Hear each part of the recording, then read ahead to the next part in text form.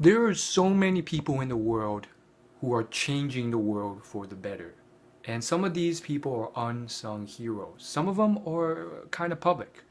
And I think it's just incredible. These people are devoting their lives and impacting millions, if not billions of people, saving their lives, keeping them from starving, keeping them from dying, keeping them from getting illness, all these things. And it really just inspires me and gives me hope. You know that whole meme that goes on the internet? Oh, this video made me lose my faith in humanity. Oh, this thing renewed my faith in humanity. It's a constant meme that goes on online. I think that people should realize that there are good people in the world. You know, a lot of the times people end up in situations where their focus is on the negative. Because it's true, there are negative people out there. There are bad individuals out there. There are toxic individuals. There are people who do nothing but bad. But I say always have faith, always have hope, because I truly believe that there are also really good people out there in the world. Really inspiring, really awesome individuals. And it may be tough for a lot of people to realize that because they constantly are focused on the negative, or they can't see the positive given their circumstances. You know, there's a lot of amazing people. There's this man, he recently became a billionaire off an energy drink called 5 Hour Energy, and his name is Manoj Bhargava. This guy's very interesting. He's worth $4 billion, and he's dedicated 99% of his money to charity, charitable causes.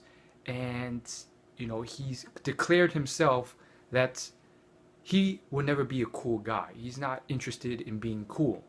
He's interested in actually taking action, because he sees too many people who are just talking about it, who are just trying to spread awareness. But he doesn't think awareness leads to actual action.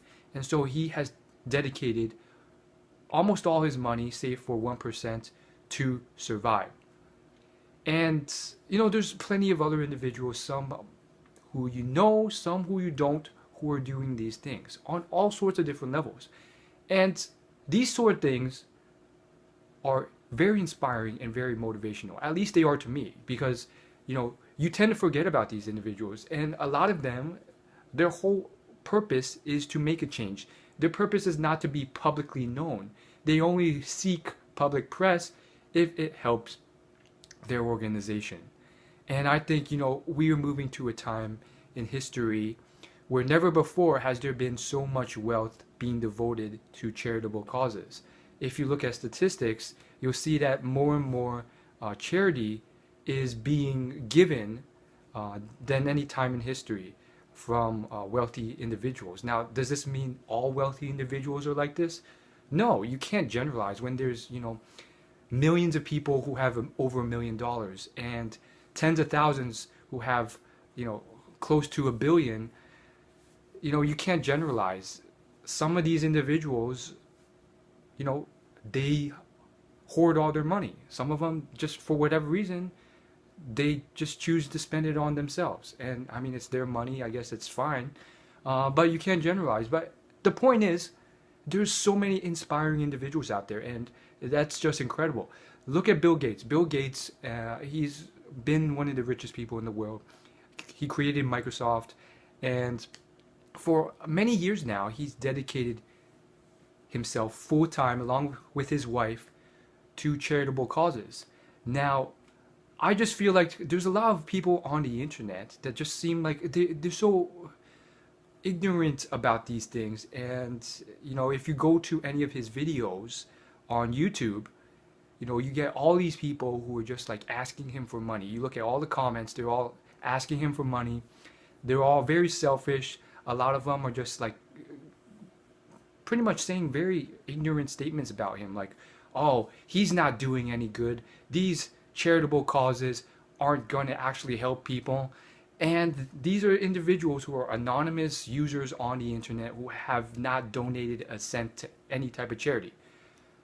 However, I do think that the world's getting smarter and the world is getting better. You know, it's not all peaches and flowers, there's a lot of bad that happens too, but there's also a lot of good.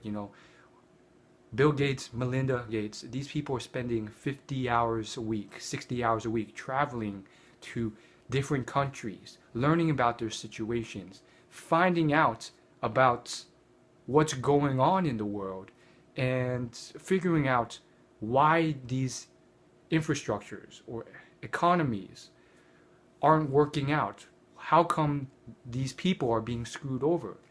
And it really is inspiring.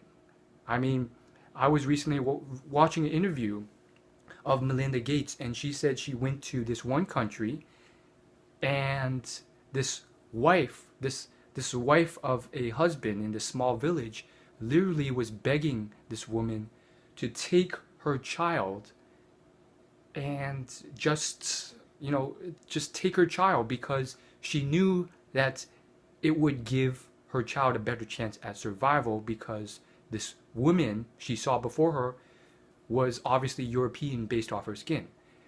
This lady had no idea that this was one of the richest people in the entire world, in the entire earth. She just knew that this person was, European of some descent, and obviously had a little bit of wealth, and that was enough, because the infrastructure was just so screwed up that just having children survive was close to impossible. So it goes deeper and it gets more complicated.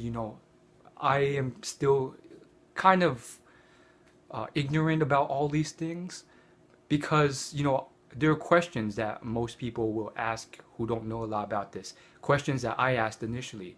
Things like, what's the point of saving all these lives? They're just going to breed more and then lead to more overpopulation of the world.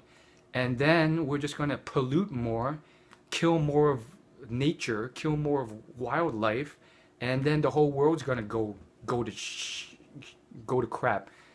And apparently, it's more complicated than that. And actually, based off, based off science and stuff like that, if you save these lives and you improve their well-being and so forth, it will lead to them having less kids because of different factors. The standard of living goes up, the cost of a child goes up, education becomes more of a thing, and you only have so much focus for a child. And if you look at developed countries, they only have a certain amount of kids. It gets really complicated. It's a bit beyond me.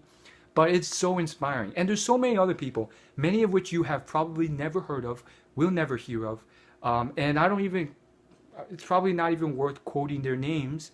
I can, but it's not even worth it, because at the end of the day, it's like you don't know these people, and they're just millionaires or billionaires, or people in organizations that want to make a change, and they're making a change, whether they become famous because of it or not, whether they anything happens. And I think now more than any time in history, there has been more charity. Like, it's beyond belief. I actually listen to a lot of podcasts and interviews and watch a lot of videos from entrepreneurs and people who have achieved great wealth. And a lot of these individuals, not all of them, some of them have really just dedicated themselves and, sent a lot of money to charity. And, you see even on the lowest of levels. I mean, I see a lot of professional gaming streamers, some very professional, gamers on the esports circuit, as well as top YouTube gamers, all raise money for different charities. You have Markiplier, who has millions of subscribers, raise, close to $100,000 for charities. You have PewDiePie, the #1 most subscribed gamer and YouTuber currently, with almost 40 million subscribers. By the time you're watching this video, it's probably like 45. He's raised hundreds of thousands of dollars for a charity called Water, and on and on and on. Celebrities, Justin Bieber has done a lot of things for charity as well. And you have small streamers who make a living off streaming video games, raise 50 $50,000, sometimes $5,000, $10,000, for charity. And it goes on and on. Like, I can list all these names of people, but you probably won't recognize them, so it's kind of pointless. I'll list a few. Void Boy, if you know who he is, he recently raised $10,000 for suicide prevention, and yeah, there's people like Pat Flynn. He's a well-known entrepreneur. He's gone to Uganda or Ghana and devoted a lot of his time to charitable organizations, and he created this whole I guess town and education center there apparently. And then you have YouTubers. Like, this isn't really a new thing, but I think it's happening more and more. You have YouTubers in the entertainment space, like the comedian Kev Jumba jumping on board and donating. He did this like almost 10 years ago, but now it's happening even more. Back then, he set up a whole YouTube channel that raised tens of thousands of dollars for different charities, a different charity every month. It was called Jumba Fund. And on top of that, there was he actually built a whole school in Africa at one of these places. And even to this day, it's still happening. There's this one girl, her channel name is like Ghetto X Fab. She has over 1 million subscribers, and she did this whole thing for, guess what, another charity. And she had it's set up very nice and awesome, where you literally had different types of rewards depending on how much you donated. Like, if you donate this much, you get to meet her, she'll take you out, she'll go on a dinner date with you, you'll get to be in one of her videos, all sorts of little rewards. And she was raising as much as she could for this charity, and she had gotten over $100,000. Celebrities are doing it too. You have people from Arnold Schwarzenegger to Robert Downey Jr. to a lot of other people. They're coming on board with specific types of charities. There's a specific charity organization that has a special type of structure for charities. Basically, everyone can enter and donate, and it's basically a drawing type system where one person at random will be selected, and they will win like a really massive prize. Like, you'll be flown down and you get to chill with Robert Downey Jr. for a day, or you get to drive tanks with Arnold Schwarzenegger. And basically the whole idea behind the charity is that like everyone has a chance to win this, not just the people who donate the most. And so there's tons of celebrities coming on board who are doing these sort of things. And, arguably it's not, I mean, I'm sure there's still going to be naysayers. There's going to be people who say, oh, they will do charities, but it's only for publicity. Or they're donating a lot, but it's nothing compared to how much they make. The thing is, like, how much have you donated yourself? Like, don't blame others when you haven't done anything. There's that like saying, that quote, it's from the Bible. It's like, don't blame the don't blame the guy with the speck of wood in their eye when you have a plank of wood in yours. Something along those lines. It's basically, don't be a hypocrite. And then you have people like Taylor Swift. She donates all the proceeds from one of her songs to charity, and it gets $100,000 donated to that charity. And then all these fans come out and they complain, oh my goodness, she only donated $100,000. She's worth tens of millions of dollars. Well, it's like, how much did you donate yourself? Like, come on. And on top of that, and then I'm going to jump back to entrepreneurs. There's people who will not publicly release their charitable donations. They definitely didn't do this for publicity. Again, Pat Flynn, although he's publicly, again, again, there's Pat Flynn. Okay, so he has, although he's publicly announced that he has donated to this charity in Ghana, he has mentioned that he's donated to a lot of charities, but he has not publicly revealed them because he wants to keep it private. There's there's tons of there's tons of donations that go without public. There's tons of donations that happen without publicity.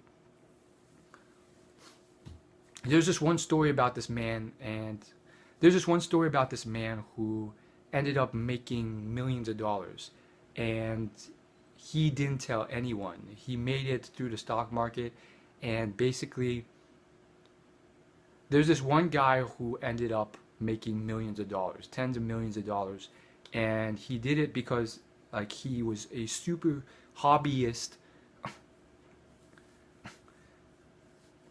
He did it because he was a, apparently this was a man who was obsessed with stocks and stock investments, and he would read all types of books on this every day, and then he ended up investing in the company he worked for and holding that for like 60 years because he knew it would succeed, and it happened to be UPS. So ultimately at his death he had millions upon millions of dollars in stock certificates, and he kept the whole thing private and he didn't tell anyone. And then, towards his death, he donated the majority of it to charitable organizations and hospitals. He never spent most of it. Like, he just kept it in a bank. That's a great example of a guy who lived very humbly, didn't care for the fame or anything like that, and, didn't want this publicity to go anywhere.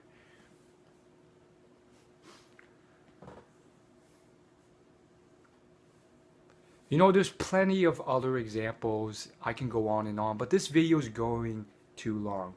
I just know that there's really good people out there. There's people who are fighting to end poverty. There's the president of the World Bank. Apparently he's, doing everything he can to fight and eliminate extreme poverty. And there's a lot of other organizations and leaders doing similar stuff. You have Warren Buffett's son, who's a farmer, who's traveling to all these countries that you probably have never heard of the name of, and he is untangling a huge mess, and he is untangling a huge mess of problems that have screwed up the system because of the screwed up infrastructure. He has a book. He has a book called 40 Chances if you want to check that out. I'll leave a link in the description of this video. The basic idea behind the book